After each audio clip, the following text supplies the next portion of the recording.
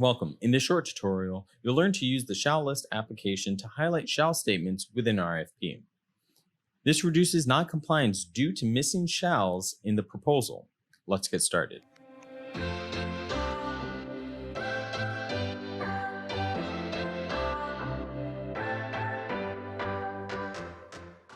From the Welcome page, click Start. In the Task menu, click Shall List, then click Next. Select a project from the Projects menu. Choose the document or documents you want to review and click Analyze.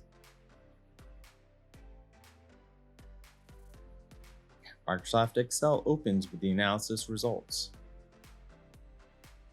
Shall statements are in bold and highlighted red.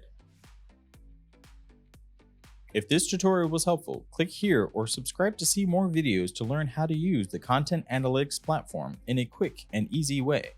Thanks for watching, and we'll see you in the next tutorial.